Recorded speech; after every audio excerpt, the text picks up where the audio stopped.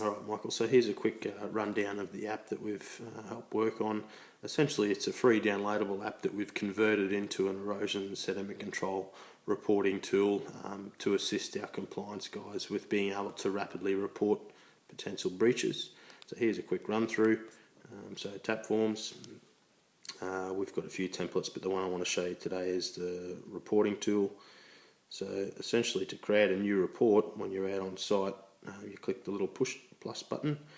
So then we start filling in the fields. This can be all pre-filled by default, so let's say it's myself, the person that enters the department they work for. I work for integrated sustainability. They enter in their phone number. All this information here can basically be adapted to whatever the workplace is. Date and time of the inspection, that all gets populated automatically. And then we link it to 440ZG wording. So in order to issue a PIN, we need to have pretty clear wording and confirmation of a breach. So in this case, we're just going to check that we observed the prescribed contaminant located in a place that could reasonably wash away. The inspecting officer then adds the lot on plan, so it's a SP, whatever the lot on plan is. That information is saved. And then this is where it gets interesting. Using the app that can automatically triangulate where that inspection is. I'm obviously in Canada at the moment, so I'm not in Australia, so depending on where you are, obviously that saves those lats and longs. That then can be complemented with the description of the property and any of the breaches that are saved. And then again linking to 440ZG, what is the contaminant? In this case it would be soil or earth and material.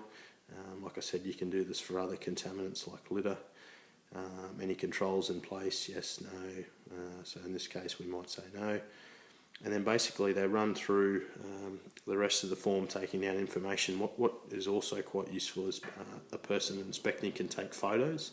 So we actually, I'm going to have to pull it away here for a second, but we click into the camera and then say we saw a breach. I'll take a little photo of just where I'm working, so I can show you how it works. Basically you take that photo and then you push use, and that'll embed that photo into the report. And you can do that for up to 3 photos, and then basically at the end of it all, we have this little button at the top right where we push email. So now what that does is that generates an email using the reporting tool that has populated all the information that our compliance guys need to issue a PIN or follow up, including any of the photos, and that is then able to be emailed straight away to whoever. Let's just say it's me in this case. Squirt is a nickname my friends give me, sorry about that. But essentially the tool can remove that barrier of actually reporting. So in the case of Townsville, our compliance and PIN rate has actually gone through the roof the last couple of months utilising this tool. And again, it's something that's downloadable free, and then just with a few hours time we can basically adapt that template to have it suit whatever workplace. So it doesn't have to be for Townsville, it can be for other local government areas, and it could also be for other workplaces wanting to issue monthly or weekly reports. That's a rundown of it, and I'll flick you off an email. Thanks mate.